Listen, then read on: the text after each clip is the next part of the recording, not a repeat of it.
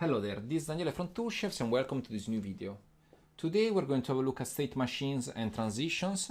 We're gonna use the default setup that comes with Atom, so we're gonna open the Atoms UI. And if you don't know what a state machine is, it's basically a graph that can let you transition between one animation to another. Here what we have is we already have some animation clips that are already being configured so that they can be used in a state machine. So we have the main idle, main jog, main run, and main walk. They're all loopable clips. With this I mean that the loop start and loop end, they have a pose that is quite similar, if not the same. So here we have, for instance, 24 and 48. They are similar poses. And it's important that the poses are similar, so in this case, because so that the looping will produce a good animation. Also here we have transition clips. So for instance, for the main idle, we have main idle to jog and run to walk. This clip will let us go from this animation to the other animations.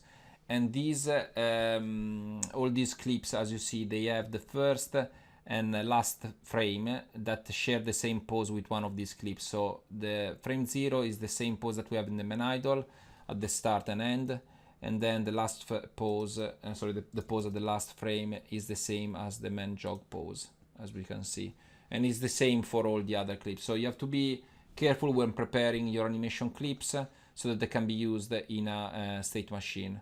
One last thing, we only have the main idle clip with transition frames, but they are used from the state machine in the state machine.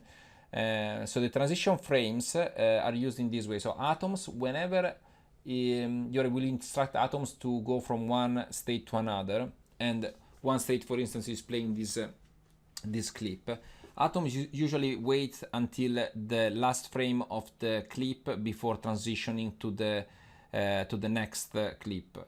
If you provide transition frames, Atoms will use one of these frames instead whenever it reaches one of them to go to the next state.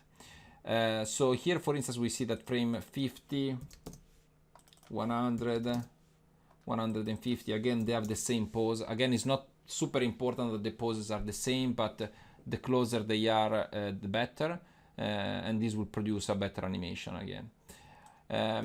So this is how transition frames are used. Now we can go on in the state machines tab. We can create a new state machine. You can double click here and say my state machine. Then in the viewport here you can right click and this menu will pop up. So from here you can select the nodes that you can create here in the for a state machine. We're not going to create any comment or sticky note, but you can create both states and locomotions. For this example, I would just like to create a state machine that could be used, for instance, as a locomotion, a simple locomotion state machine, or maybe a simple stadium state machine. So we won't be using any locomotion state, but with a locomotion state, what you can do is basically you can select a locomotion system. I would recommend, if you don't know what that is, to check the videos for those, but they are used mainly for driving your agents based on two inputs, so either the speed and also the angular velocity of the agents, and with these inputs Atoms is able to pick and blend different animations. This is useful to have a locomotion state in your state machines, especially if you're planning to build a complex state machine that can be used in different scenarios. Because for instance, you could have like different states playing idle clips, walk clips, wave clips, whatever, and then you want to start maybe with, after playing those clips, you want to start playing an avoidance module. With the avoidance module plays nicely only with the locomotion, with a locomotion system. So you could transition from one of those states to the locomotion module, to the locomotion state, and then you could start playing the avoidance then. Okay, so let me create a state. So here, whenever you have a state selected, here we have the inspector. In the inspector you can type a name if you want, so we can say idle. Here we can change the custom color if you want. You can provide an ID. The ID must be unique within the graph. So for instance, here if I create a new state, we see here that the new state has ID 1. If I try to change it to 0, Atoms will actually pick the first available ID for us. So this is because whenever we are using a state machine and we want to assign a state to an agent, we always use the ID. We never use the name. Yeah, basically that's why the IDs must be unique. In Houdini, actually, you can select the state by name because we have a specific module for that. But again, it's very important that the IDs are unique. Here we have a lot of parameters, and we're not going to go through all of them simply because some of them are used for very specific scenarios, like the max turn angle. This one is used whenever you have turning clips. That is not something that you have in a standard state machine. Also the velocity. The random loop we're going to have a look in a second. Here in a state you can start adding clips. So here we're going to add the main idle clip. Down here you have more parameters, so you can specify a motion type, a merge type. The motion type is by default set to straight. All the others are used for turning clips, which is not something that we're going to do in this video. Then you have the merge types, and the merge type can be either random, merge, or exclusive. The exclusive is the merge type with the higher priority. So if you have a clip that is set to exclusive in your in this list, that clip is going to be played and all the others will be ignored. If you have it set to merge, all the clips that are set to merge will be merged together. You can drive the weight of each merge clip by providing here a tag. So you can set a name, and this name will be a metadata that you can use for your agents, and you could drive the weight of all your clips. Of the clips that have the merge type set to merge and they have the tag. Then we have the random one. The merge type is the merge is the one with lower priority. So the random one will have a higher priority than the merge, but a lower priority than the exclusive. So the default is random because here you can add any number of clips in this list, and you can Atoms will pick one of them randomly at the first frame whenever your agent is created. If you then have random loop on, as soon as one of those clips will finish playing, then another clip will be selected from the list and will be played. Here you can specify the number of frames that Atoms will need to use for the blending between whenever it's going from one of these clips to the next. And then all the other fields are actually used for turning clip, so it's not something that we're gonna have a look at the moment. Okay, so here we have the idle state at the moment, so we could create another one. We could call it walk, and then we can add a new animation. Actually, this is case sensitive, so if you want to type, just make sure that the name actually is the same as the animation clip, so no lowercase where it should be uppercase and vice versa. Here again, I'm gonna keep everything by default, and this is because most of the time you don't really need to set a lot of parameters on these nodes, mainly the blend frames. But if your clips are already set up properly, then you won't need to actually touch a lot of these parameters here in the state machine. So I'm gonna save this one. I'm gonna change in the agent type for the main agent type the state machine. So we're gonna select my state machine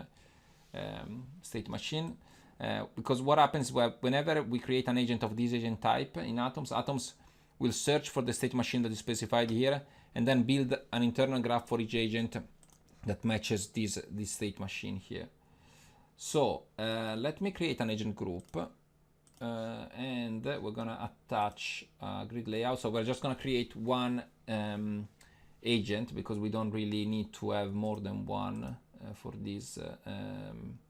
Not animation, but it should be layout for this tutorial. So add, and then we're gonna say animation, and then state machine.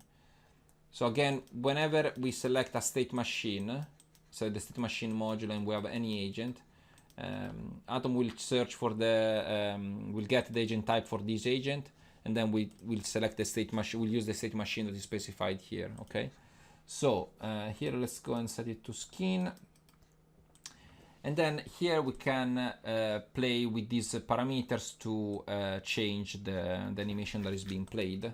So for instance, here we can press play and we're playing the idle. If we set this value here to 1, which that value is basically the ID of the node, we see that we're actually then playing the walk, because that's the again the ID of the walk.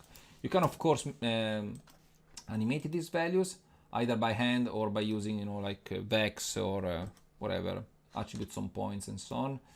Let me set the keyframe here. Let's just do it manually just to make something simple, and then again set keyframe, commit change like this. So now we should see the agent transitioning from one state to another, but it's not. And this is because here in the state machine we have not provided any transition between this state to this other state. So Atoms doesn't know, although you're telling Atoms that you want to go from the idle to the walk, Atom doesn't have a connection here, so it won't be able to transition. So to create a connection, a transition, you can right click on the first node and then drag and drop the connection on the destination node. You can of course have them both ways. And now if I press play, the transition should actually happen. And we see that now the agent is working after being in idle for a few frames. As we see though here, the animation doesn't look nice because of course it's going from the idle to the walk in a very short in quite just a few frames, and this is because here the blend-in frame is set to 3. We could set it to 10 or to a higher value, and we'll have like a smoother transition. But still, like the animation doesn't look good because it looks good just when you have transition clips.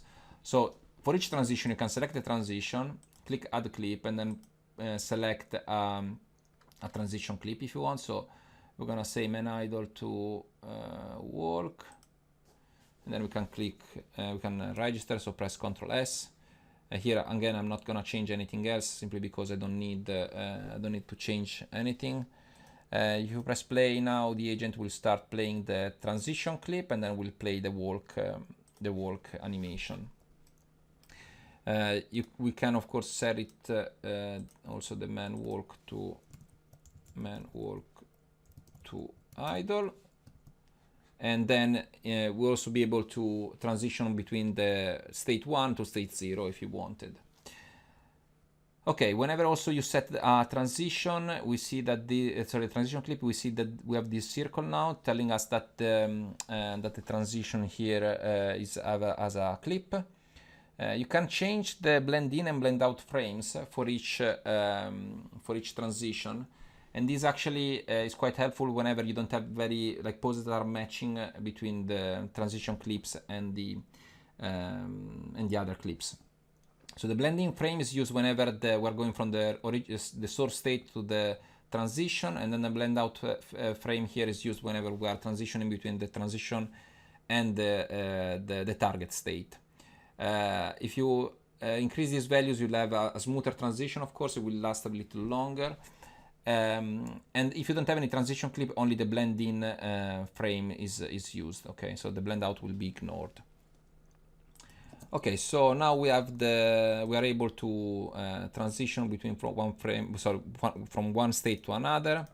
We could also activate the debug option here. This will display the value of the not the value, but some information that are relevant to the animations that are being played. So here we see that we're playing the main idle. Then there was like a very short frame range where we had like different values. So here we see we're playing the main idle to walk. Also, Atoms is telling us all about their frame, the frame that is being played, and their weight. So both the weight of the clip, but also the weight of the state. And then, of course, this value change during the simulation. So then you're able to debug a bit your state machine. I like to use the debugger more than having the debug option on, simply because the state machine debugger give us more information that are useful to debug our state machines. So any active state will be displayed with a green border, light green border at least, because we have a green border here as well. And then here we have a queue. So this is the state that we have told Atoms that we want to play. So at the moment it's just 0 because we have not yet reached this point here where we're changing the state. Also here we have the same information that we had previously here in the viewport, so we have everything in one place. Then if we keep going, we should see, so at this point we have now a new state in the queue. We have a target state that is now being highlighted with a yellow border, and then we see that the transition is also active. So Atoms is not active, but like the UI is telling us that we are trying to go from this state to this other state. It's not active yet simply because we're not playing the main idle to walk clip. So now if we go forward, now we're playing the main idle to walk, and then finally we should see the main walk kicking in. See the main walk. And now the main walk is only being playing, and then here the state queue we see we don't have the idle state anymore, and now the walk state has the light green border. So again, the debug is telling us everything that is happening in one place, and it's quite useful. One more thing that is quite interesting to know is something about metadata. So here we can add two metadata. So one is called state and the other one is called current state, current with a lower case c. Let's throw the metadatas. And these two metadatas are telling us the state that we are telling Atoms that we want to play and the current state that Atoms is playing. This information is also being used by the debugger. One thing, and then we'll go back to this, is that whenever you're changing this state here, this parameter, we're actually changing a metadata on the agent. And the metadata is called state. The state metadata is the target state, while again the current state is the state that we are currently playing. So if we go ahead, after this point, now they're the same, but after that point we'll see that the state has changed because this is our input, and then the current state is still set at 0. It will change to 1 whenever we are actually reaching the walk state. You see. So now we know that actually we are playing effectively the walk, a clip within the walk state. Okay, so let me disable here the draw. We could of course here add more, sorry, not the locomotion, but we could add another state. We could call it jog. Let's add a clip here. We can call it man jog. Again, lowercase man jog. And then here we can build connections. Sorry, just one like this. And then that could be man jog to walk, and this one could be the man walk to jog. And then if we go here, we could maybe go in here and say I want to set another keyframe, and then at the next frame I'm going to go to the jog like this. So now we start walking, and then we should start jogging. That's it. So one last thing, we could go through the parameters that we have on the state machine module. You can again have your own module or any other module that drives the state if you want.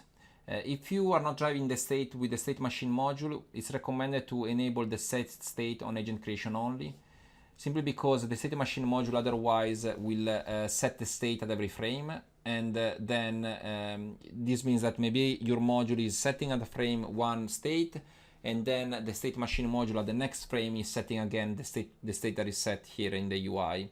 That's of course is not maybe what you want, because then you will see your agent maybe going always back to this state, and then probably the animation wouldn't look as you wanted. So that's what this option does, and it's quite useful to use. As an example, maybe we could activate that just quickly. We could say metadata, and then we could say add metadata. That's fine. We could go in the add metadata here and say state and int. So that's the state metadata. We can change this value. So if now we change it to 1, we see that we are picking this value as opposed to this one. So that's basically what you can do. You can drive the state with different metadata. So either with vex, with attribute, point attributes, or a behavior module, a Python behavior module, and so on. So in the state machine module, you can provide a start frame for your clip, a frame offset if you want. Also, you can change the frame rate. So if you want your clips to go in slow motion, you can do that. You can, of course, again, animate this value. And if you are planning to have any module driving the frame rate metadata, which is what this value changes, you can also enable this flag, which basically is the same thing as the same behavior at the set state on agent creation only that this one works on the frame rate. The allowed path search is an option that will allow you to travel to another state if there's no connection. So for instance, let's say we go here from, in this case we want to go from from the state 0 to the state 2.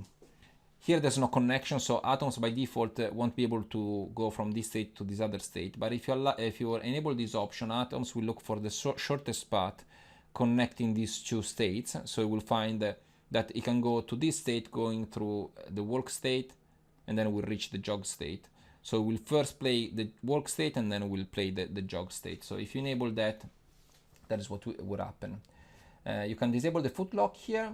The fixed leg stretch, basically what it does is make sure that the leg doesn't stretch, which is the default behavior that Atoms does for the agent legs. Having the leg stretching is actually produces the best results, so we don't recommend using this option here. If your agents are having their leg stretching too much, you can activate this option, which what it does is disables the foot lock whenever the leg stretches too much. So here you have a ratio. You can say whenever the leg length is greater than the start leg length multiplied by this value, then you can disable the foot lock, so that basically we don't have the foot lock anymore. Then here we have the soft decay distance for the soft decay. You can disable the ANSI clips of the locomotion system. You can provide an eye field or a gravity field. Then the behave 3D here section is you want to enable this whenever you are simulating ships, fishes, birds, so any agent that is moving in 3D space, as opposed to bipeds that are walking maybe on a plane or on a ground. And then here we have the debug option that we saw earlier. And this is all for this video. Thanks for watching.